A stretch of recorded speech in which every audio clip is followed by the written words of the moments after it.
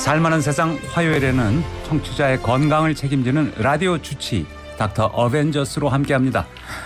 청취자 여러분, 매일 잘 주무시고 계신가요? 자도 피곤한 건 왜 그럴까요? 또 밤에 왜 잠들기가 이렇게 힘이 들까요? 올바른 수면에 대한 모든 것 장민욱 신경과 전문의와 알아보겠습니다. 장 선생님 안녕하십니까? 네, 안녕하셨습니까? 네, 어서 오십시오. 주말에 봄맞이하러 경주에 갔다 왔는데요. 네. 약간씩 벚꽃이 피려고 하더라고요. 아, 벌써? 네. 오늘 이제 봄비를 맞고 있으니까 좀 있으면 피지 않을까요? 예. 네. 야, 경주 들어가는 가도의 벚꽃 대단하죠. 네, 너무 멋있죠. 예. 네. 선생님 오늘 의상도 약간 꽃 같은 그런 느낌이 듭니다. 네. 오늘의 주제는 잠입니다. 수면에 대해서 알아보려고 하는데요. 일부에서는 잠에 대한 오해와 진실부터 알아보겠습니다. 잠이 보약이다. 이 옛말이 있잖아요. 네. 그만큼 잠이 중요하다는 얘기겠죠. 그럼요. 잠 잘 자야 이제 그 다음 날 또 일을 할 수 있는데 하루 동안 쌓여 있었던 피로라든지 스트레스를 풀어내는 과정인데요. 우리 이제 음식도 먹고 물도 마시고 산소도 이렇게 흡입하면서 살아가는 것처럼 생명 활동에 정말 필수적인 요소라고 할 수 있습니다. 잠을 푹 자고 있을 때 뇌척수액의 흐름이 굉장히 빨라지거든요. 그러니까 뇌와 척수 사이를 흐르고 있는 물의 흐름이 많아지는데요. 이렇게 되면 뇌 속에 쌓여있던 노폐물이 쫙 빠져나갈 수 있는 조건이 만들어집니다. 네. 근데 잠을 잘 자야 신경세포들 사이의 간격이 넓어지면서 그런 찌꺼기들도 잘 나오거든요. 네. 그래서 잠을 잘 자는 게 노화를 막을 수 있는 아주 핵심적인 방법인데요. 반대로 생각하면 잠을 제대로 못 자면 노화가 빨리 올 수도 있겠죠. 네. 그래서 잠이 중요한 겁니다. 그러니까 제가 어렸을 때 쉽게 설명해 주시는 선생님 말씀 아직도 기억하고 있는데요. 사람들이 활동할 때는 조금씩 늙는다. 네. 세포가 자꾸 늙는데. 그럼요. 잠잘 때 조금씩 젊어진다. 아오. 약간.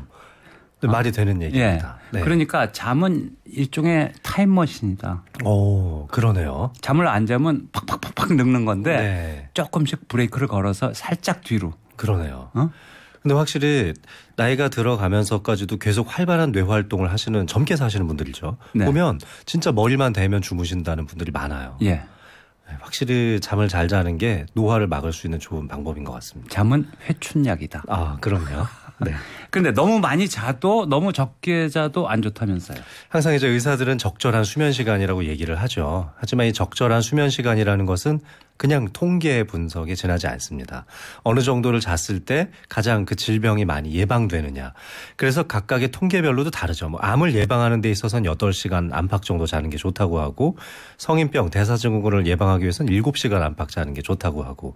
그러니까 의사가 어느 쪽으로 포커스를 맞춰서 논문을 쓰고 연구를 하느냐에 따라서 적정 수면 시간이 좀 달라지기도 하는데요. 네. 근데 하지만 많은 문헌들을 종합적으로 살펴봤을 때에는 어린 아이들, 그러니까 초등학교 정도 되는 어린 아이들인 경우에는 한 9시간에서 10시간 정도를 적정 수면 시간이라고 하고요. 청소년 시기에서는 한 8, 9시간 정도를 추천을 합니다. 10대. 네. 예, 그리고 중반. 이제 20대 넘어간 성인은 6시간에서 8시간 정도를 이제 추천을 드리죠. 그런데 어디까지나 이건 이제 통계학에 근거했다고 했잖아요. 그러니까 개개인별로는 좀 차이가 날 수 있습니다. 유전자의 영향을 상당히 많이 받기 때문에 나는 어릴 때부터 올빼미형이었다. 그리고 네. 또 조금만 자도 피로가 잘 풀리는 그런 타입이었다 생각하시면 그냥 그렇게 주무셔도 됩니다. 내가 7시간 못 잤으니까 치매 오나? 이렇게 걱정하지 않으셔도 된다는 거죠. 네. 아주 숙면하시는 분들은 좀 네. 적게 자도 괜찮겠죠. 네, 유전자 분석에 따르면요. 하루에 4시간만 자도 모든 피로가 풀리는 유전자도 있었습니다. 그 대단한 분이네요. 근데 그런 분들 수면다운 검사나 뇌파 검사를 해봐도 전혀 문제가 없고. 그 성씨가 어느 성씨예요? 네, 그 훌륭한 그런 집안하고 사돈을 맺어야 되는데. 아, 그렇군요. 근데 진짜 또 안타까운 이야기지만 잠을 많이 자야 피로가 풀리는 유전자도 있는데 유전자의 종류에 따라서 한 13시간 정도를 자야 적절하게 잤다고 판단되는 그런 유전자도 있었습니다. 그 사자 같은 분이네요. 아, 그렇죠. 네. 그런데 이 잠도 뭐 종류가 있다고요? 렘 수면, 비렘 수면 뭐 그렇죠. 이런 건 무슨 얘기입니까? 우리가 딱 잠에 들면은 처음에 약간 이렇게 움찔움찔하면서 잠이 들고 굉장히 이제 설잠 자는 것 같은 순간이 생깁니다. 네. 그 순간을 렘 수면이라고 하는데요. 사실 렘 수면이라는 것은 눈이 빠르게 움직인다. Rapid Eye Movement의 약자입니다. 그래서 눈이 빠르게 움직이고 있는 순간에 잠을 말하는데 어린 아이들 딱 잠들자마자 옆에서 이렇게 내려다보면은 눈동자가 왔다 갔다 하는 게 보입니다. 네. 그게 안 자고 있으면서 눈을 감고 있는 게 아니라 자고 있는 거거든요. 이 렘 수면 시간 동안에는 하루 중에 있었던 여러 가지 사건과 생각들에 대한 정리가 이루어지는 시간입니다. 그 렘 수면은 굉장히 중요하죠. 이 렘 수면을 대개 이제 30분 안팎 정도 딱 취하고 나면은 비렘 수면으로 넘어갑니다. 이 비렘 수면으로 들어가면은 굉장히 깊은 수면으로 들어가게 되는데요. 이게 이제 수면 1, 2, 3단계로 이 부분을 또 나눠볼 수 있습니다. 그리고 단계가 다양하군요. 그렇죠. 그러니까 렘 수면부터 비렘 수면 3단계까지 총 4단계의 수면을 겪고 있는 거죠. 네. 근데 제가 보니까 갓난아기는 총 수면의 80%가 렘 수면이다. 네, 맞습니다. 계속 꿈만 꾸고 있으면서 눈동자가 계속 왔다 갔다 하죠. 성인은 일반적으로 총 수면의 약 20%, 25%. 맞습니다. 그 정도밖에 되지 않습니다. 예. 하루 중에 이제 6, 7시간 정도 수면을 취하면은 한 3번 정도 수면 리듬을 타게 되는데요. 네. 한 2시간 안팎 정도의 수면 리듬을 3번 정도 타는데 네. 그 한 번의 리듬 사이에 약 한 30분 정도의 렘 수면이 포함되어 있습니다. 낮잠을 자는 거는 어떻습니까? 좋습니까? 낮잠이요. 여기서 이제 제가 강조드리고 싶은 것은 내가 수면이 부족한 건지 아니면 불면증인 건지 구별을 해봐야 됩니다. 그러니까 저녁에 시간만 주어지면은 잘 수 있다. 하지만 나는 시간이 없어서 못 잔 것뿐이다라는 생각이 들면 그건 수면 부족이죠. 네. 그런데 잠을 잘 수 있는 시간이 충분히 주어졌는데도 잠을 못 잤다면 그것은 불면증이라고 할 수 있고 질병으로 분류할 수 있는 겁니다. 자, 그런데 수면 부족이라면 낮잠 적절히 주무시는 게 좋죠. 어쩌녁에 정말 시간이 너무 없고 여러 가지 할 일들로 바빠서 잠을 못 잤다면 오늘 낮에 한 30분 정도 주무시는 게 굉장히 효율적일 수 있습니다. 그런데 저는 이제 그 추천드리는 수면 시간이요. 낮잠 시간은 한 15분 정도 추천을 드립니다. 그렇게 짧게. 네, 15분 자는 것을 파워냅. 파워 슬립이라고 부르는데요. 이런 파워 수면을 취하게 되면 기억력이나 인지력이 순간적으로 좋아집니다. 직장인들께서 오전에 열심히 일하시다가 점심 드시고 나면 약간 졸립잖아요. 그때 엎드려서 한 15분 정도 수면을 취하시면 굉장히 뇌가 맑아집니다. 그런데 이 파워냅을 취할 수 있는 시간은 기상 후에 한 6시간에서 7시간 사이쯤에 하시는 게 제일 좋거든요. 네. 오늘 선생님 몇 시에 일어나셨어요? 저요? 네. 7시 반? 그러면 이따가 한 1시쯤 돼서 1시 반쯤 네. 점심 식사하시고 나서 한 15분 정도 주무시면 딱 좋죠. 네. 근데 물론 이제 수면이 부족하다는 판단이 들었을 때 이제 추천을 드리는 거고요. 그리고 나서 그걸로 조금 부족하다 싶으면은 30분 정도 수면을 취하는 것도 굉장히 좋습니다. 30분의 수면을 취하면 렘 수면과 비렘 수면 2단계까지는 들어갈 수 있거든요. 낮잠을 잘 때는 렘 수면이 굉장히 짧습니다. 그래서 이제 비렘 수면 2단계까지 내려가면 그래도 꽤 깊은 수면을 취할 수가 있는데요. 이 2단계까지만 경험을 하더라도 굉장히 뇌가 맑아집니다. 그래서 30분 정도 자는 걸 추천드리고 30분 이상 자는 건 야간 수면에 영향을 미칠 수 있기 때문에 그건 좀 주의가 필요합니다. 그렇군요. 네. 근데 완전히 한 사이클을 다 자는 것도 또 방법이 있을 수 있는데요. 진짜 어쩌녁에 너무 못 잤다 싶으면은 90분까지는 괜찮습니다. 네, 그렇군요. 그 상황에 따라서 잘 알고서 낮잠도 자야 되겠군요. 네. 네, 어떤 문자가 와 있는데요. 정보 드리겠습니다. 0309님. 기흥 JC를 지나는 중입니다. 차량 화재가 났습니다. 소방이 출동해서 진화 중입니다. 이곳 지나시는 분들 참고 부탁드립니다. 이렇게 알려오셨습니다. 네, 감사합니다. 뱃살의 미처님. 전 부모한테 물려받은 게 없다 하면서 살았어요.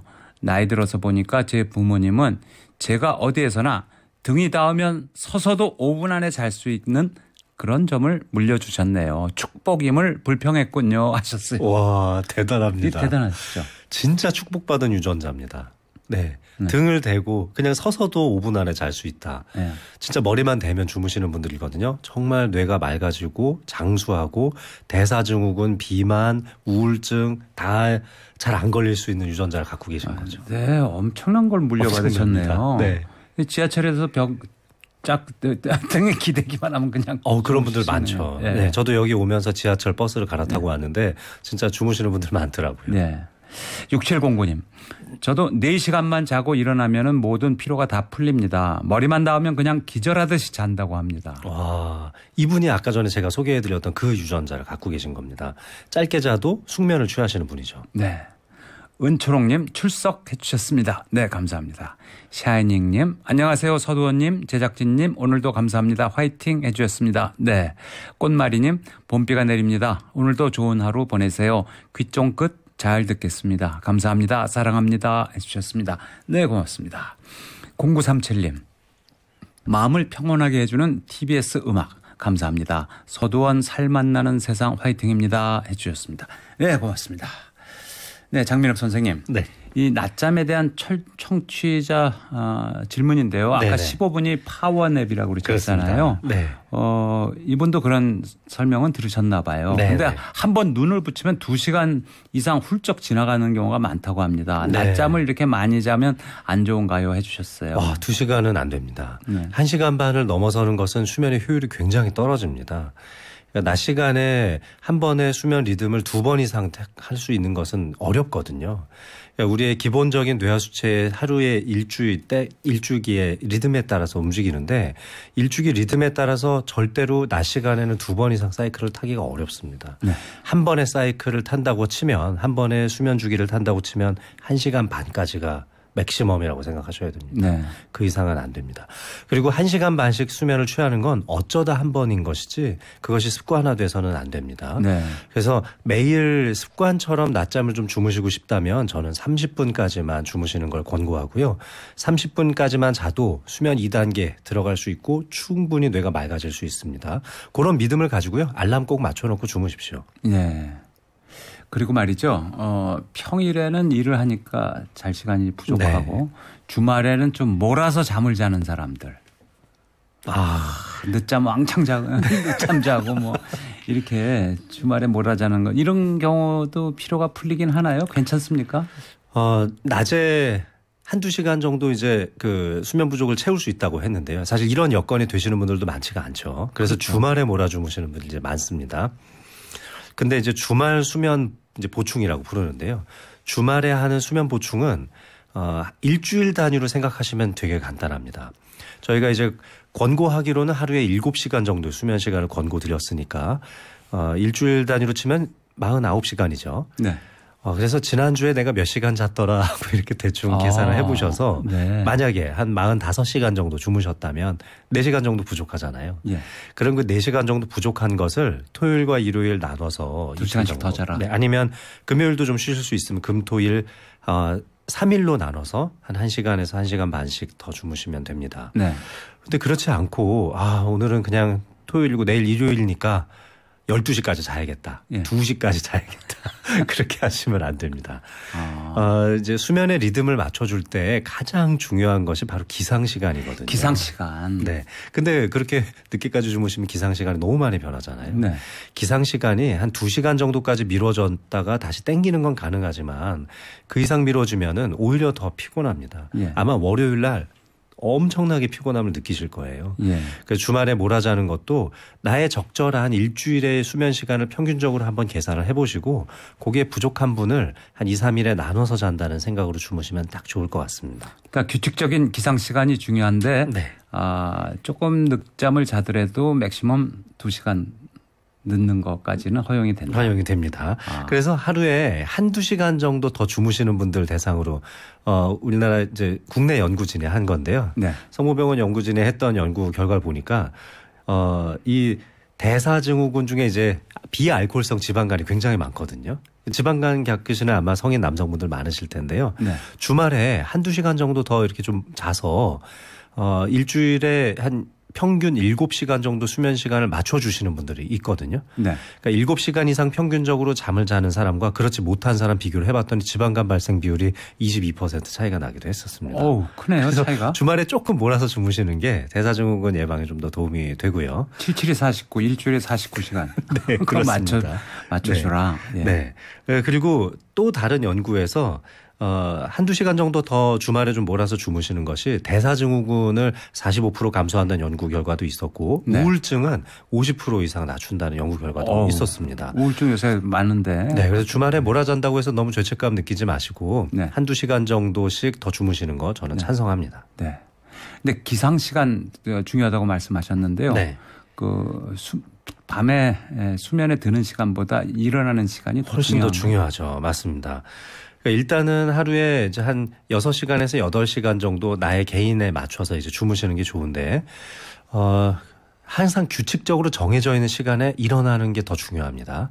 그러니까 내가 6시간만 자도 충분하다. 하지만 나는 아침에 출근을 하기 위해서 반드시 6시 반에는 일어나야 한다는 생각이 있으시다면 11시 반에는 주무셔야겠죠. 네. 그러니까 한 11시 한 10분에서 20분 사이에서는 잘 준비를 마치고 침실로 들어가야 됩니다. 네. 11시 반쯤에 눈이 감겨야 하고 7시쯤 됐을 때까지 쭉 자면은 내가 생각했던 적정 수면 시간보다 훨씬 더 많이 잘 수 있는 거니까 그렇게 수면 시간을 지키시는 게 좋죠. 네.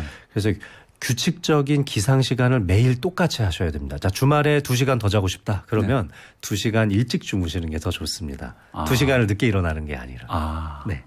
그거 쉽지 않은데요. 쉽지 않습니다. 저는 일단은 이론적으로 가장 베스트인 걸 이제 알려드려야 되니까. 근데 아까 전에 말씀드렸다시피 한두 시간 정도는 왔다 갔다 할 수 있다고 말씀드렸으니까요. 이번 주말에 내가 좀 부족한 수면 좀 더 취해야겠다 한다면은 1시간 일찍 자고 1시간 늦게 일어나시면 2시간 채울 수 있으니까 아주 베스트라고 생각합니다. 이론적으로는 그런데요. 네. 농촌에 사시면은 분들은 그게 가능한데 도해지 사는 분들은 되게 밤에 일찍 잘 못 자는 경우가 많거든요. 그렇죠. 야간에 또 유혹이 많지 않습니까? 네. TV 보고 싶고 뭐죠. 네, 그럼요. 휴대폰 들여다보고 그러다 보면 시간이 훌쩍 지나가죠. 자, 그런데 이거 3시간 넘게 주무시면요. 대사증후군 발생 비율이 높아진다는 연구 결과 있으니까요. 주말에 너무 많이 몰아주무시지 마시고 그리고 이제 66세 이상의 이제 장년기에 들어갔을 때에 수면 시간이 너무 많아지는 것도 역시 이제 수명을 단축한다는 연구 결과도 있습니다. 60대 후반 이후에 잠이 너무 많으면 안 좋다. 네, 그렇습니다. 이것은 이제 저는 이제 그 교차되는 어떤 오류가 좀 있다고는 생각은 합니다. 왜냐하면 그 시기에 잠이 많아지시는 분들은 잠이 많아졌기 때문에 어떤 질병이 오는 게 아니라 질병 때문에 잠이 많아졌을 가능성도 있는 거거든요. 네. 그래서 그런 환자들도 물론 연구에 포함되어 있기 때문에 그래서 잠 많이 자면 치매 걸린다더라 뭐 이런 연구 결과가 있지만 약간은 이제 오류가 섞여 있는 결과이기도 합니다. 네. 역시 저는 이런 부분들은 다 개개인별로 판단해야 된다고 생각합니다. 네. 잠이 잘 안 온다고 술 조금 마시는 분들도 있잖아요. 네, 그럼요. 그건 어떻습니까? 술에 취한 김에 자겠다. 이거는 이제 절대 안 되죠. 하지만 아주 약간의 소량의 알코올이 마음의 긴장감을 좀 풀어줄 수 있고 몸의 근육의 피로도가 이제 약간 좀 노곤한 상태에서 주무실 수 있다면 저는 뭐 그 정도까지는 나쁘지 않다고 생각합니다. 예를 들면 아주 약간의 알코올. 네, 예를 들면 이제 소주 한두 잔 정도거나 아니면 이제 와인 반 잔 정도에 해당되겠죠. 맥주로 치자면은 아주 작은 캔 하나 정도 될 겁니다. 이 정도의 소량의 알코올이라면은 이완을 하는 데는 조금 도움이 될 수 있지만 하지만 대부분의 연구에서는 술을 우리가 그렇게 먹을 수는 없잖아요. 대부분의 연구 결과들 봤을 때 무조건 수면 전에 하는 알코올은 100% 수면을 방해한다고 되어 있습니다. 이 이유는 알코올이 뇌를 좀 흥분시키기 때문이거든요. 네. 알코올이 뇌로 이제 좀 전달이 되게 되면은 뇌가 과흥분 상태에 들어가게 되는데 이때 뇌파가 굉장히 빨라집니다. 네. 특히 베타파의 비율이 굉장히 많이 높아지게 되는데요. 이렇게 되면 낮에 한참 활동할 때 나와야 되는 뇌파가 밤에 잘 때도 나오는 거죠. 잠을 자도 잔 것 같지 않은 겁니다. 아마 술에 굉장히 많이 취한 상태에서 주무셔본 분들 다음 날 엄청 찌뿌둥함을 느끼신 적이 많으실 겁니다. 네. 그렇죠. 자, 오늘 장민욱 신경과 전문의 선생님과 함께 잠을 주제로 이야기 나눠보고 있는데요. 잠에 대한 퀴즈 하나 저희가 준비했습니다. 살만한 세상 듣고 알찬 정보 얻고 선물 받는 시간 살만세 퀴즈 타임입니다. 장민욱 선생님 문제 주시죠. 네, 오늘의 OX 퀴즈를 드리겠습니다. 자, 숙면을 위해서 잠이 오지 않아도 일단 침대에 눕는 것이 좋다. 자, 맞으면 O, 틀리면 X 이렇게 답해 주시면 되겠습니다. 잠이 오지 않아도 숙면을 위해서 미리 침대에 눕는 것이 좋다. 네. 맞으면 O, 틀리면 X.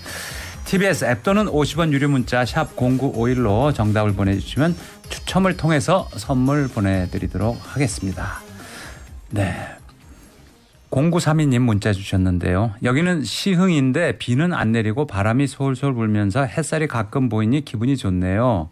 네, 듣기만 하다가 출석 체크합니다 해주셨습니다. 네, 그렇군요. 7927님. 저는 평소 6시간 정도는 자는데 아침이 개운한 게 마지막이 언제인지 기억이 안 납니다. 아침에 찌뿌다신가 봐요. 그러네요. 늘 네. 아침에 두통이 심한데 다른 문제가 있는 걸까요?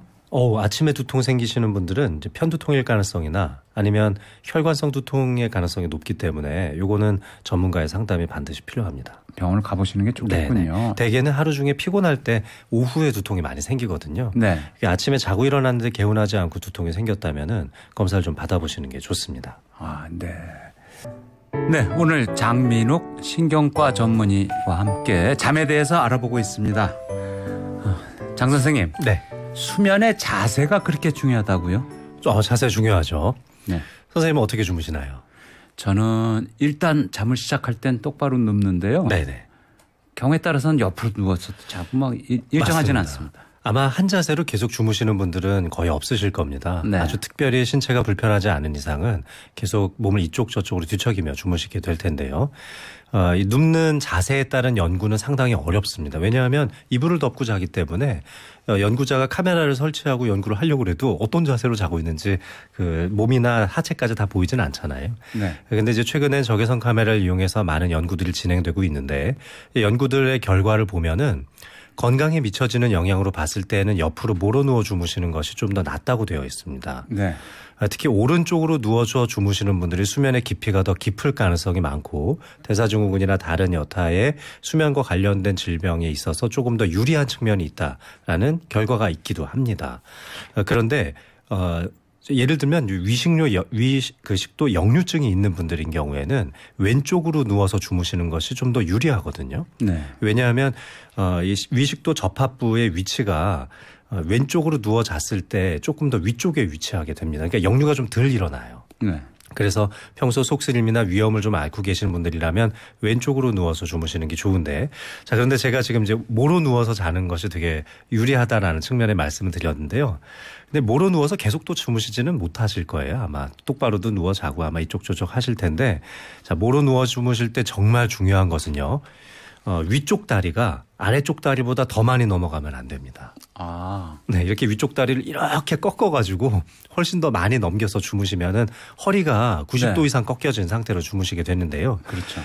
그렇게 되면은 잠깐 동안은 허리가 좀 시원한 느낌이 드실 수 있지만, 하지만 그런 자세로 잠을 취했다가는 다음날 정말 디스크라든지 허리 근육에 안 좋은 영향을 미치기 때문에 허리 디스크, 허리 통증으로 고생하시는 분들이라면은 너무 많이 허리를 꺾어 주무시지 마시고 반드시 아래쪽 다리가 더 많이 넘어가고 위쪽 다리는 적절히 덜 넘어가게. 네, 덜 넘어간 상태로 주무시고요. 그러니까 다리 사이에 이렇게 쿠션 같은 걸 넣어서 자는 게 너무 좋겠네요. 좋죠. 그러면 진짜 너무너무 완벽할 것 같습니다. 네.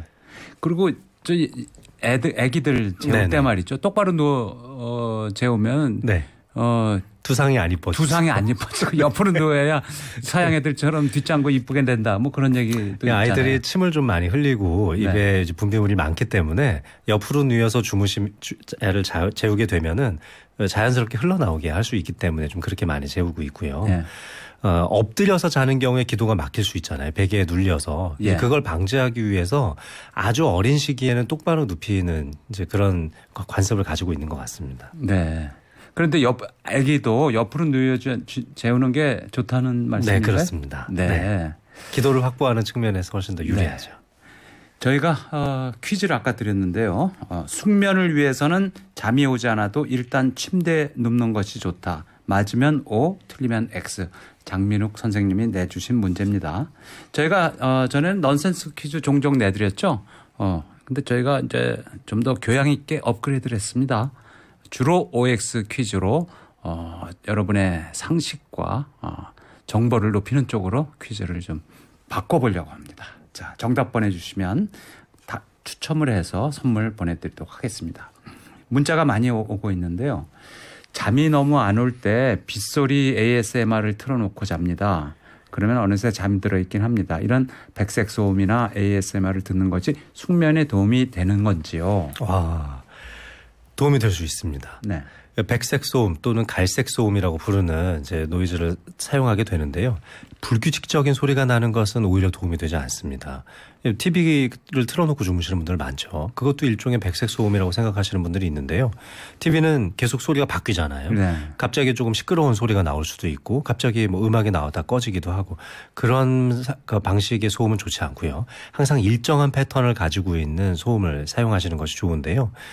낮은 음계를 쓰고 있는 소음이 좋습니다. 그러니까 우리가 이제 가장 이상적이라고 생각하는 백색 소음은요. 아주 멀리서 들려오는 파도 소리.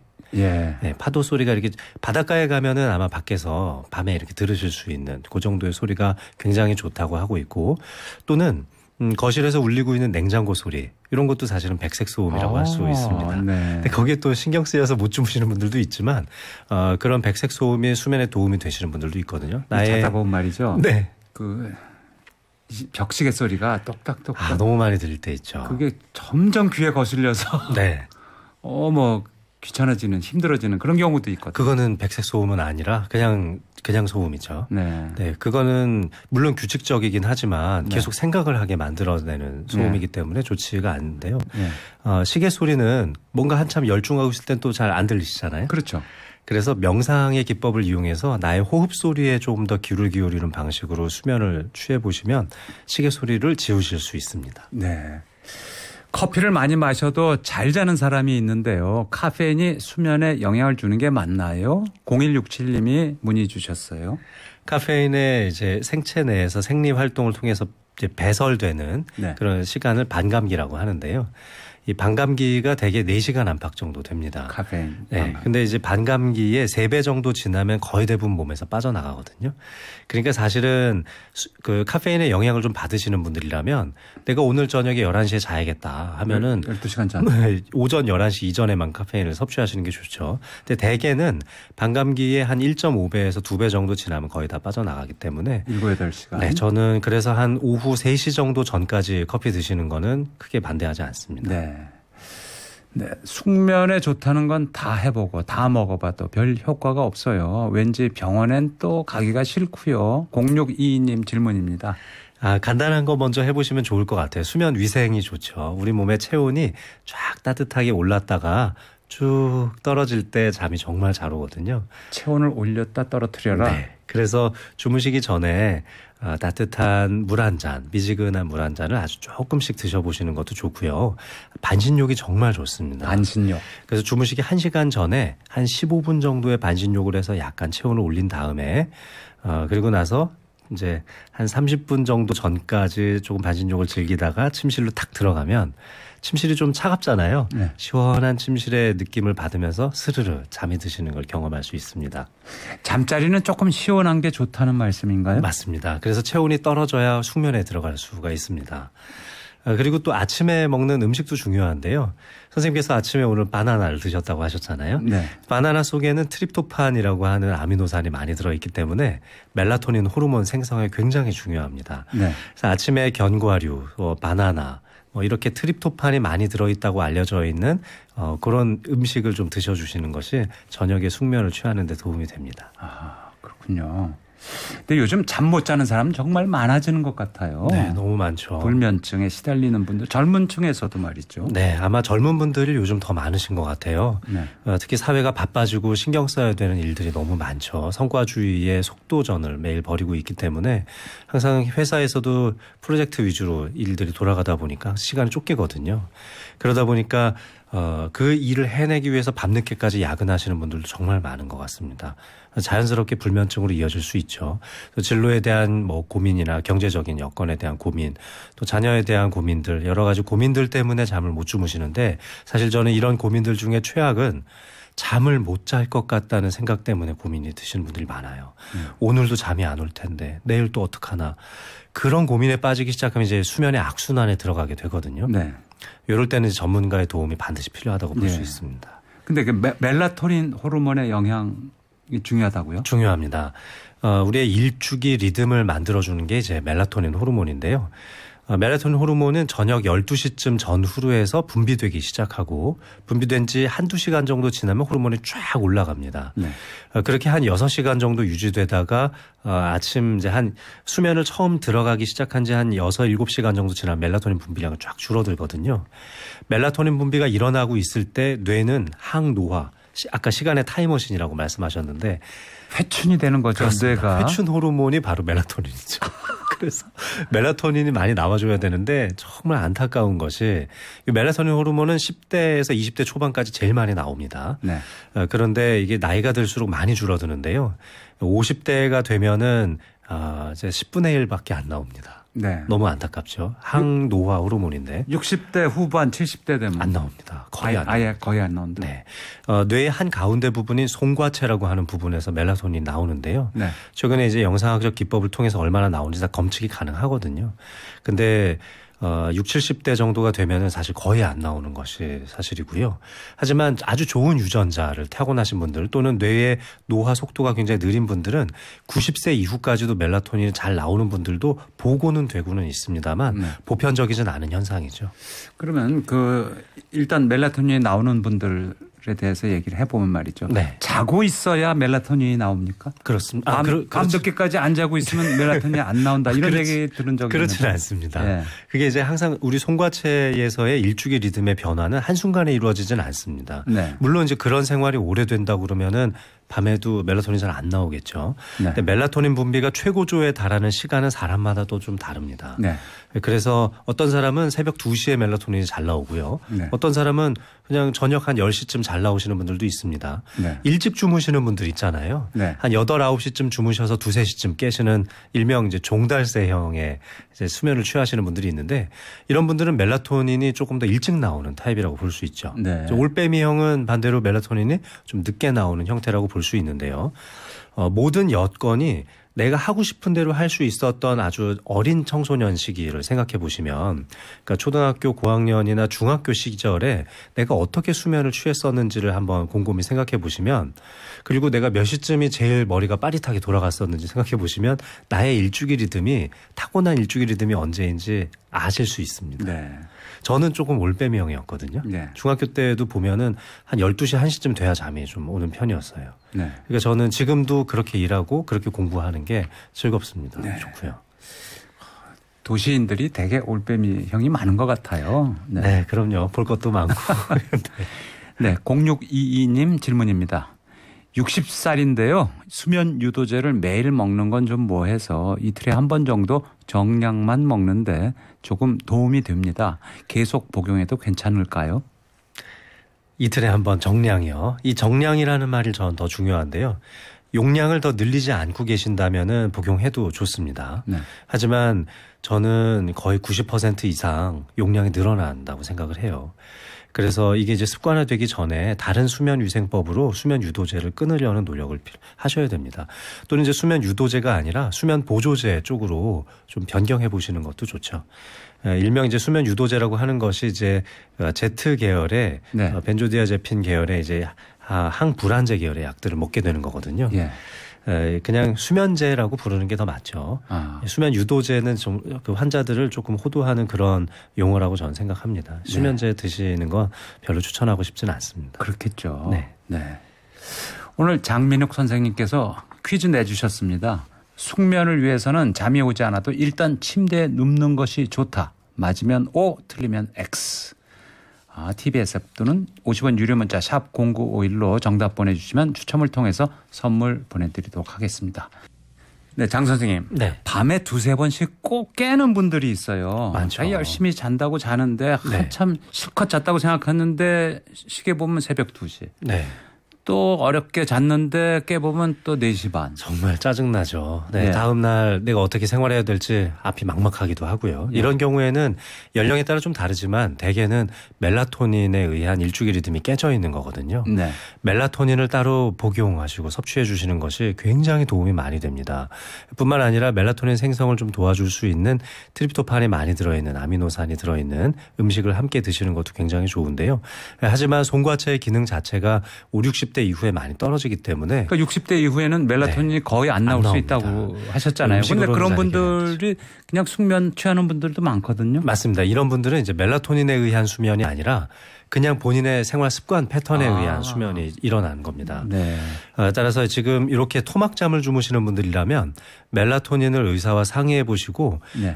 하루 거의 한 8시간 정도 주기에 맞춰서 쫙 분비됐다가 쫙 사라지는 그런 비슷한 생리 현상을 만들어주는 약들이 있거든요. 예. 그런 멜라토닌 호르몬제를 함께 드시면 아주 좋습니다. 네.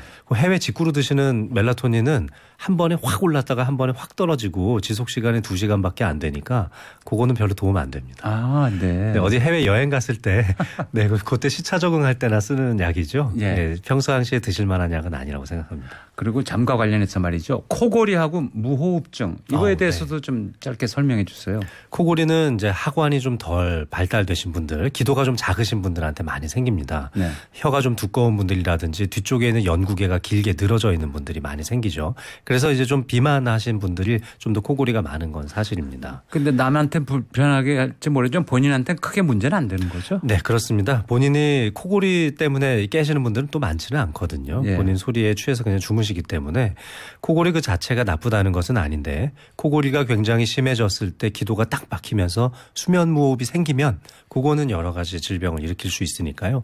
코골이는 있더라도 수면 무호흡은 없다. 그렇게 생각하신다면은 그렇게 이제 가족들이 얘기해 준다면 네. 크게 걱정하실 건 없습니다. 아, 그렇군요. 가족들이 괴로운 거죠. 수면 무호흡이 있으면 병원 가야 되고요. 무조건 네, 치료하셔야 됩니다. 예. 자, 3323님 질문입니다. 바나나는 아침보다 저녁에 섭취하는 게 좋다고 들었는데 맞습니까? 아닙니다. 아침에 드시는 게 좋습니다. 아, 그렇군요. 바나나 이제 트립토판이 많이 들어있어서 추천을 드리는데요. 멜라토닌 생성이 되려면 아침에 좀 먹어줘야 저녁 때 좀 생성이 되지 않겠습니까? 예. 도라도라님, 따뜻한 우유를 마시는 습관이 있어요. 숙면에 도움이 될까요? 젖산에 대한 유당불내증, 그러니까 유당불내증이 없다면은 드시는 게 도움이 되고요. 예. 유당불내증이 있다면은 100cc 미만의 우유를 따뜻하게 데워서 드시면 수면에 도움이 될 수 있습니다. 락토스 프리라는 네네. 것도 있잖아요. 유당. 맞습니다. 그래서 요즘 이제 유당이 제거되어 있는 우유를 예. 드시면 좋죠. 네. 5842님, 낮잠을 짧던 길던 자고 나면 저는 두통이 심합니다. 왜 그럴까요? 잠이 부족해서 자도 마찬가지입니다. 그래서 낮잠이 무섭습니다.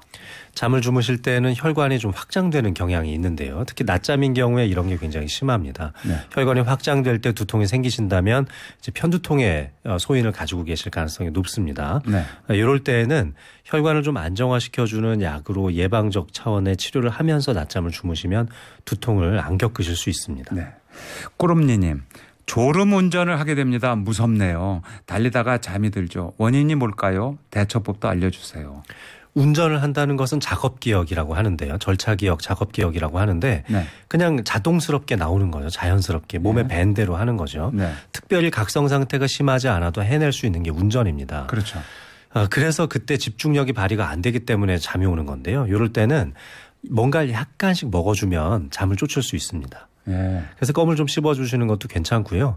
아주 작은 견과류를 예를 들면 잣 같은 것 있잖아요. 네. 잣이라든지 호두라든지 아주 조그맣게 쪼개서 입으로 살짝 씹어보시면은 네. 잠을 쫓으실 수 있을 겁니다. 두드레님, 아이가 3살인데 자다가 놀라듯이 깨고 고래고래 웁니다. 당연한 걸까요? 걱정도 되고요. 괜찮을까요? 해주셨어요. 아닙니다. 이거는 이제 나이트 테러라고 부르는데요. 네. 아이가 이제 악몽을 꾸는 거죠. 네. 네, 이것도 일종의 이제 수면 리듬에 문제가 있는 병으로 분류를 하고 있는데요. 어쩌다 한번 그러는 것은 괜찮지만 자주 그렇다면은 이제 소아정신건강의학과를 찾으셔서 네. 수면에 대한 상담을 받아보셔야 됩니다. 아이가 이렇게 행동을 하는 낮 시간대의 불안증의 요소가 있는 거거든요. 네. 그 부분을 마지막 먼저 질문 찾아야 하나 또 알아보겠습니다. 7759님 질문인데요. 지인이 요즘 밤에 잠을 못 잔다고 수면제 복용하는데 그래도 잠을 설친다는데요. 수면제 이런데 복용 도움 안 받고 편하게 잠들고 싶다. 방법 좀 알려주세요. 수면제 끊는 법을 알려달라는 것인데요. 네. 정말 이제 제일 어려운 질문인데 일단 수면 위생에 문제가 있을 가능성이 많고 네. 아마 마음속 깊이 본인을 괴롭히고 있는 고민거리가 많이 있으실 겁니다. 네. 그래서 저는 수면제보다는 일단 아주 가벼운 계열의 마음을 좀 편안하게 해줄 수 있는 항불안제를 소량 드셔보시는 걸 추천드리고 싶습니다. 오늘 퀴즈 정답과 당첨자를 공개하겠습니다. 숙면을 위해서는 잠이 오지 않아도 일단 침대에 눕는 것이 좋다. 장민욱 선생님 정답은요? 네, 정답은 X입니다. 아니군요. 침대에 오래 누워 있으면은 이 침실의 공간을 수면을 취할 수 있는 적절한 공간으로 인식을 안 합니다. 20분 넘게 침대에 누워서 뒤척이게 된다면은 과감하게 그 자리를 박차고 거실이나 바깥으로 나가셔서 뭐 간단하게 음악을 좀 들어본다든지 독서를 좀 해보신다거나 이런 네. 정적인 활동을 해보시는 것을 추천드립니다. 네. 딱 잠이 올 때 딱 누워서 바로 잠드는 게 좋다. 그렇습니다. 자, 정답 많은 분들이 보내주셨는데요. 당첨된 분은 7484님 축하드립니다. 7484님 선물 보내드리도록 하겠습니다. 장민욱 선생님 오늘 말씀 고마웠고요. 너드 커넥션의 좋은 밤 좋은 꿈 이런 노래 아세요? 처음 들어보는데 기대됩니다. 한번 들어보십시오. 네. 이 곡 띄워드리면서 오늘 방송 마치겠습니다. 저희는 내일 오전 11시에 다시 찾아오겠습니다. 선생님 오늘 말씀 감사합니다. 고맙습니다. 지금까지 살만한 세상 서도원이었습니다.